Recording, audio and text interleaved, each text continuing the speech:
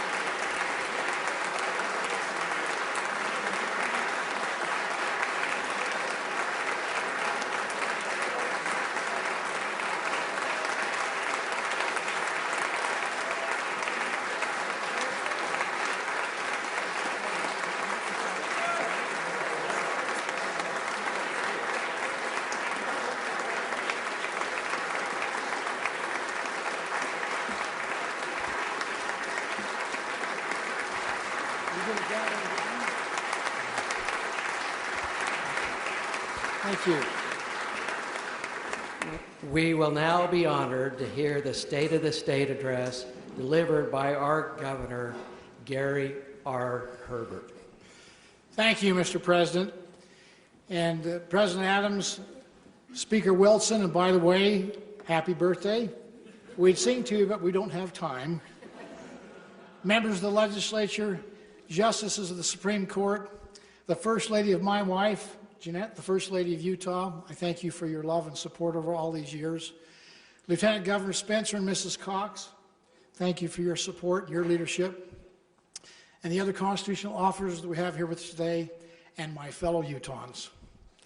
I am indeed grateful to be here to address you this evening. I'd like to welcome our legislators back to the Hill and also extend a special welcome to Representatives Candace Perucci and Steve Christiansen, who are joining us for their first general legislative session.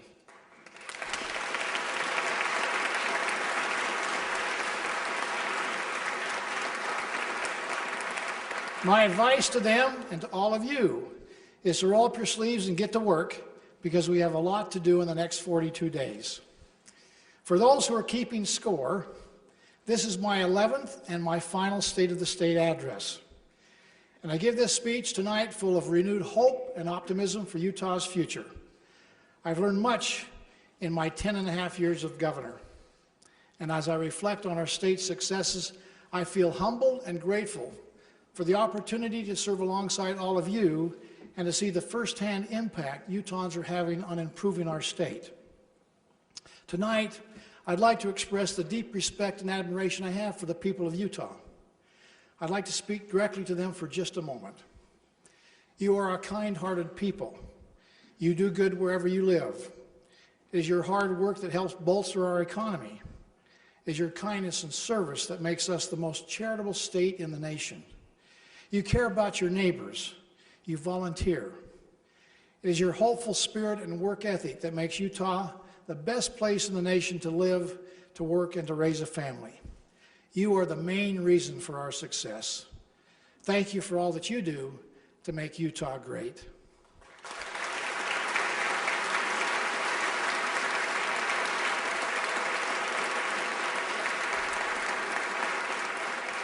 As directed by the Utah Constitution, I'm here tonight to report to you on the state of our state and to, quote, recommend such measures as may be deemed expedient. So pay rapt attention. To say that the state of our state is excellent would be a gross understatement. Utah is thriving, and we're in the best position economically that we have ever been in our state's history. We're leading the nation in job growth. Our unemployment rate is at an all-time low at 2.3%. And what that means is that our state's economy has created over 312,600 new jobs since the Great Recession. We have the largest middle class in America. Here in Utah, people are living the American dream of upward mobility in the best state in the nation for upward mobility. Personal income is growing by approximately 7% per year, which is second highest in the nation. And if that's not enough, our household income is now the 7th highest in the nation. And if that's still not enough, Utahns now have the lowest state tax obligation in 27 years.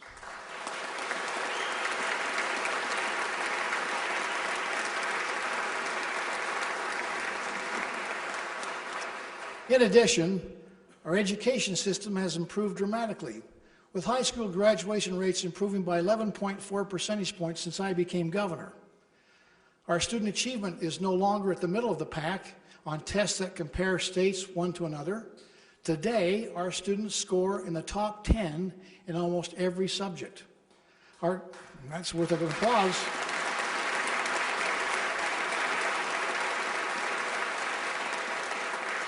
Our goal to have the best education system in America is clearly within reach. We also have seen tremendous successes in higher education, including our technical and vocational colleges. We've seen improvements in transportation and infrastructure, in healthcare, and in many other areas. I could go on and on and on, but you get the picture. The state of our state is, well, we're just the best.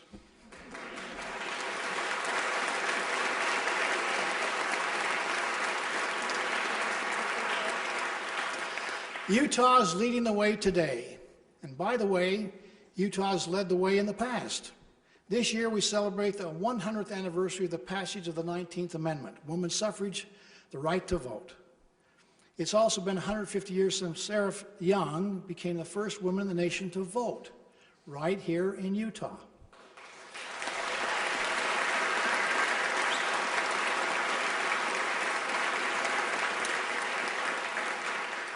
This year, we're even sending Dr. Martha Hughes Cannon to Washington to remind everybody that Utah women voted first. In honor of this event, I'd like to ask all of our female elected officials who are carrying on the legacy of Dr. Cannon to stand and be recognized. You're proving that a Utah woman's place is in the House and in the Senate. Please stand up.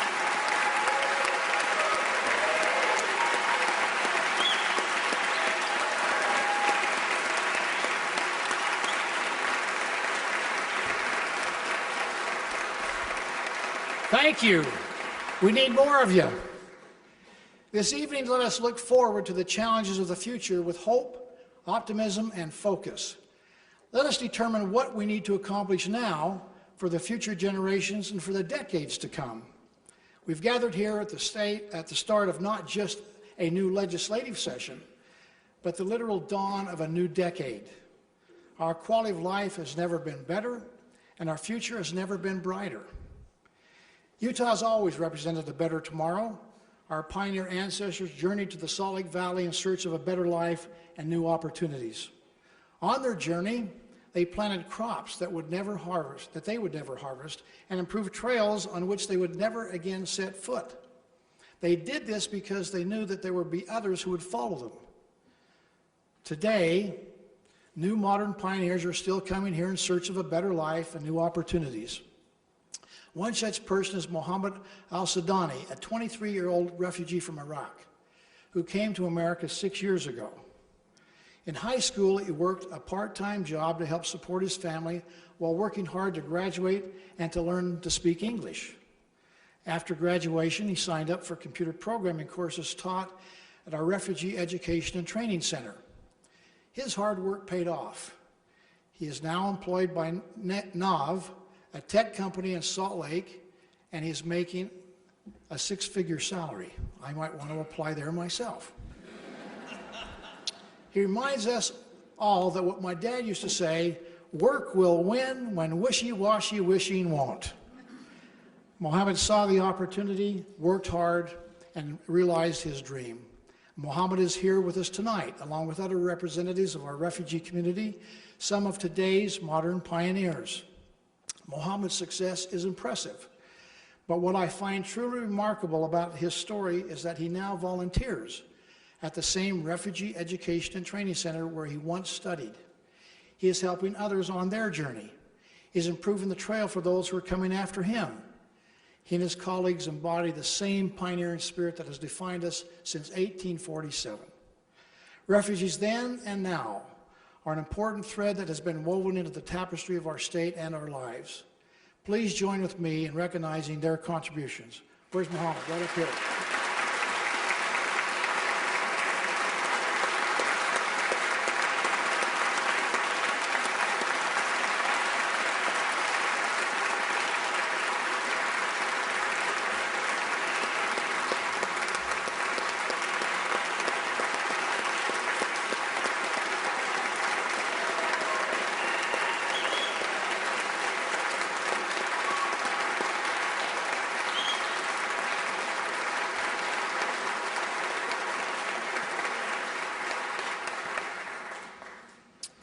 Significant challenges, though, do lie ahead for us. For example, projections show our population will reach 5.8 million by the year 2065.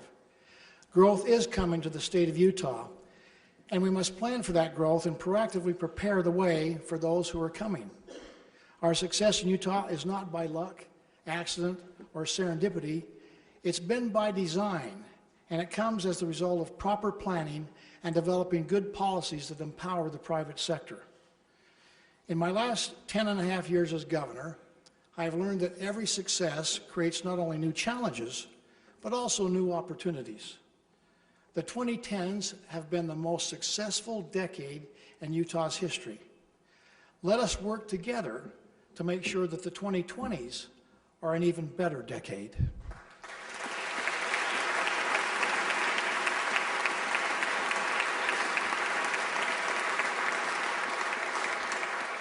So let's now focus on the challenges and the opportunities that growth is bringing. More people will mean we need more housing. So how do we ensure housing affordability? More people will drive more cars and create more traffic. So what changes will need to be made to avoid California-like gridlock in traffic and time-consuming commutes? More cars will create the potential for added pollution. So how do we protect the air that we breathe?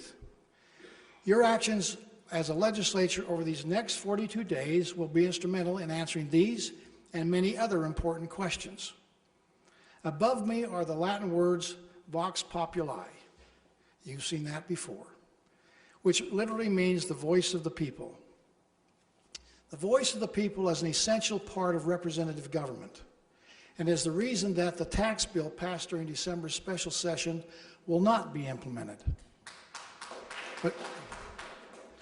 But tax policy is complex, and tax modernization is still needed in order to have sustainable funding for public education, Medicaid, and other critical core government services for our future. I appreciate your efforts on this very difficult issue, but we need to continue this discussion with the people of Utah. We need to improve the dialogue. We need to build consensus, and we need to take the time to find solutions that are fair and equitable and that will serve the best interests and the long-term needs of the people. And I know that we can do that together. Most of you will remember that in the depths of the Great Recession, I set the goal for Utah to not only come out of the recession, but to become the top-performing economy in the nation. By continuing to rely on sound economic principles, we can ensure that this success will continue for decades to come. And today, as a result of our efforts, we now have the healthiest and most diverse economy in the United States of America.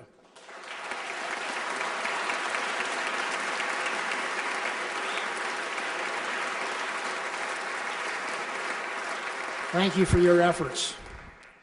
One of the challenges that still remains economically is to ensure job opportunities to the nearly 25% of our people that live in rural Utah.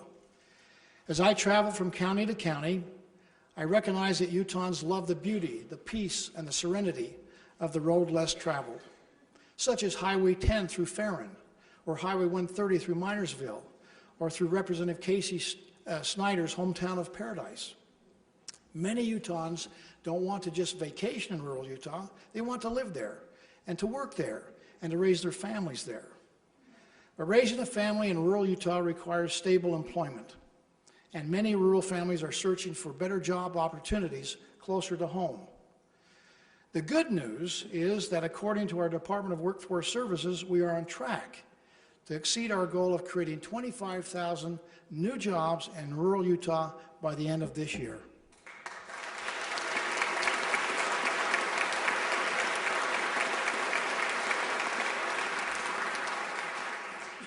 For example, the Utah Advanced Materials and Manufacturing Initiative is finding new ways to turn coal into carbon fiber. The Utah Rural Online Initiative is empowering rural residents with new career options. Our successful efforts to develop broadband throughout the state is setting the foundation for opportunities we can't yet even imagine. And thanks to technology and our telecommuting initiative, we've moved many state jobs to communities off of the Wasatch Front. From Panguitch to Providence and from Richfield to Richmond, we're making significant progress in this area for rural Utah. But we all agree that we will not rest until all 249 cities and towns and in all of our 29 counties are thriving economically.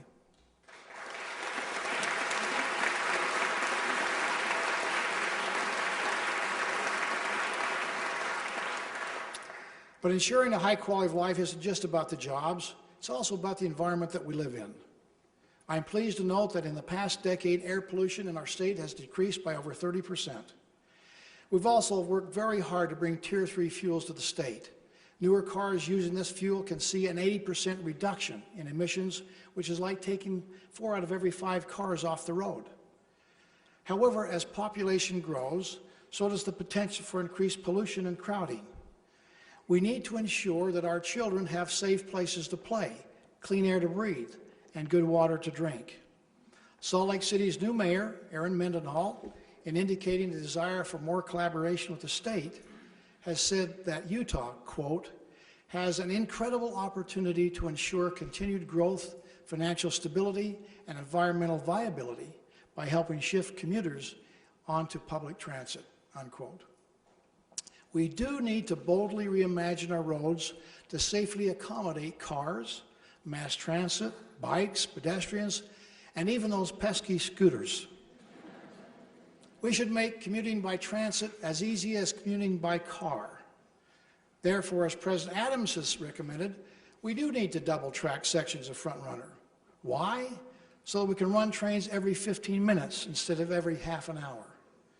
In my budget, I set aside a $34 million down payment towards improvements in heavy rail, light rail, and bus rapid transit. Also in my budget recommendations, I set aside $66 million for fast electric vehicle charging stations to help accommodate the growing use of electric automobiles on Utah's roads.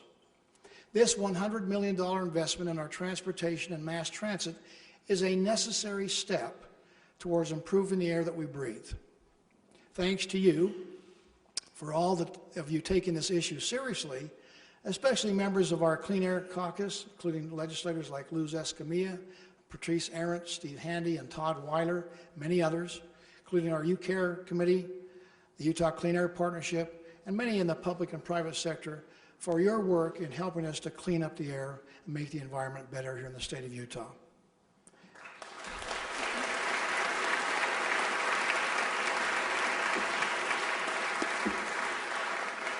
In addition to putting pressure on our transportation system, Utah's continued growth has created a very tight housing market, which is driving up the cost to purchase or to rent.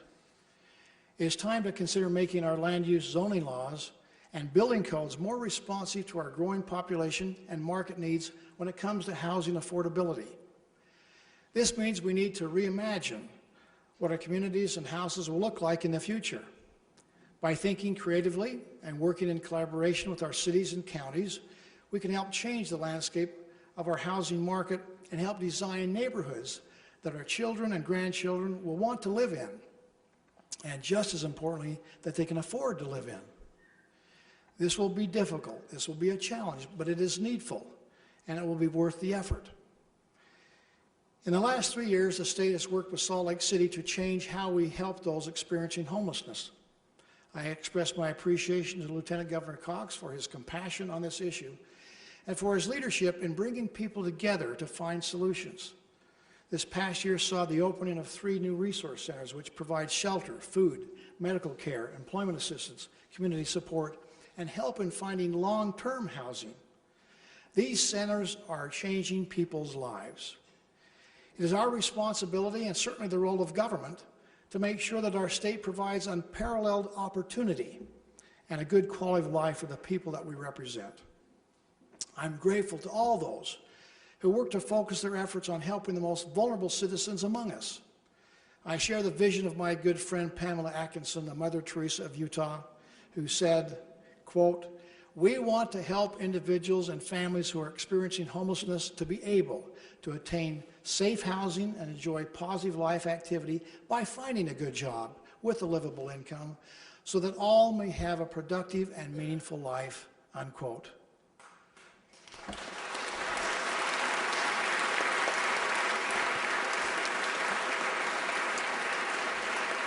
I think Pamela's here. Pamela, I want you to know we all share the same vision, the same goal you have, and we appreciate your leadership on this very important issue. Thank you, Pamela.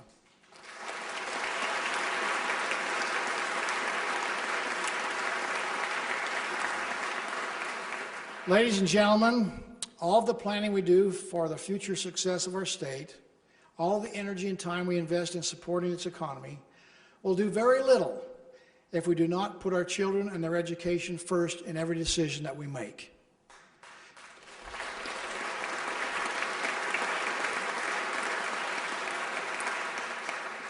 If we want to plan for the future, if we want to plan for growth, we would be wise to invest directly in the people who will lead Utah in the future, our children.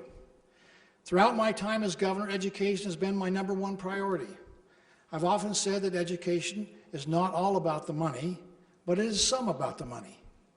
I appreciate that with the adoption of this year's budget, you will have invested an additional $2.6 billion in our school children in K through 12 over the last 9 years.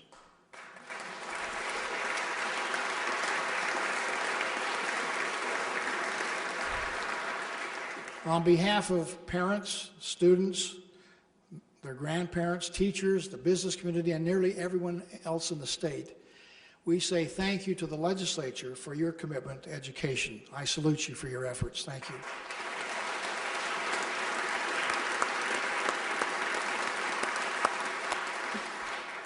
These have been necessary and important steps in the right direction. I urge you to stay the course. I realize that providing the best education possible is not possible education for our students is not only about the dollars spent, but also about the people who are teaching our children. I have such deep respect for our teachers and for their dedication to our students. They have a hard job. They deserve our trust and our support. They get the big picture. This year's Teacher of the Year, Lauren Merkley, who's here with us tonight, and she is one such teacher who gets it. Her vision is that Utah will lead not just in test scores, but in an education system that meets the individual needs of every student, each and every student. A system unafraid of innovation, dedicated to equitable practices, and filled with teachers expertly versed in both content and compassion. Please join with me as we recognize her as our Teacher of the Year and express appreciation for all of the teachers here in our great state. I think she's upstairs here.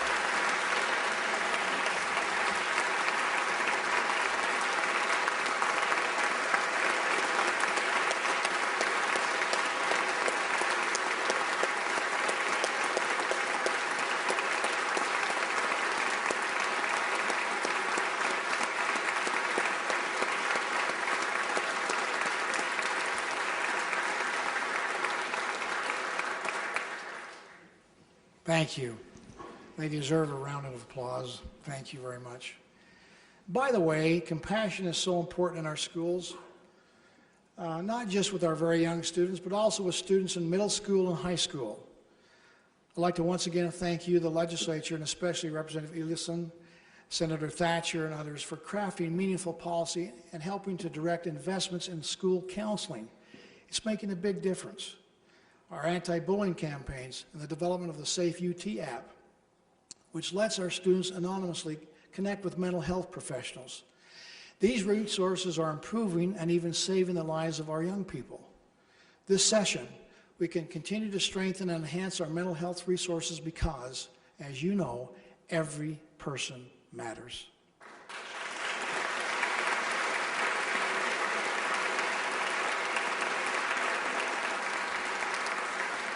My friends, we have everything it takes to achieve our goal to become the best education system in America. And we can achieve that goal by working together, by expressing gratitude and supporting the good work of our teachers, and also by continuing to appropriately fund public and higher education. We also need to acknowledge the efforts of our parents, of our principals, our superintendents, our school board members, and our partners in the private sector. Let's continue to commit, right here and right now, that as a state, when it comes to supporting education, we will settle for nothing less than an A grade.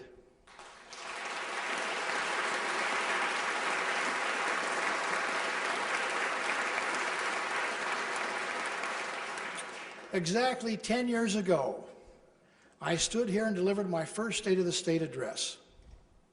Next year, someone else will stand here in my place. And from the number of candidates running for governor, it looks like there are a lot of people who really, really want to deliver that speech. It's been an amazing decade. We've had a great run together.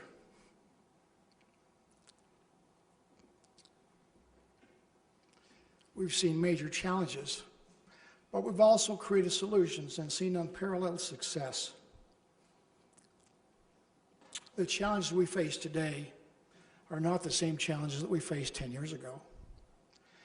10 years ago, on this same occasion, I said that we could find unlimited possibilities of what we could accomplish through creating unprecedented partnerships, the ability to work together in unprecedented ways. Tonight, as I look out at you at the dawn of a new decade, I'm in awe of the infinite possibilities that lie ahead for us, the people of Utah. We can make the most of these opportunities by following the formula of unprecedented partnerships that we have used so successfully these past 10 years. Let's not allow anything dividing our nation to divide our state. Let's build our friendships based on mutual respect, better communications, and the strengthening of our partnerships. Let's work together day in and day out to build a better future. Let's work hard. Let's make 2020 the best year ever.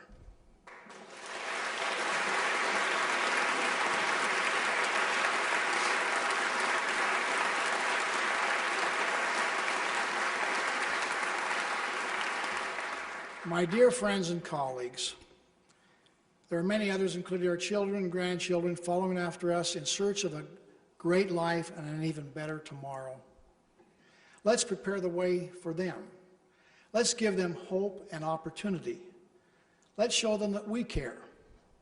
Together we can be like the pioneers of the past and sow the right seeds and prepare the trail for those who are yet to follow. Thank you for your efforts. Thank you for your continuing efforts in difficult times and taking on the challenge of the day. May God bless you and your families in this effort. May God continue to bless what I think is his favorite state, the great state of Utah. Thank you very much.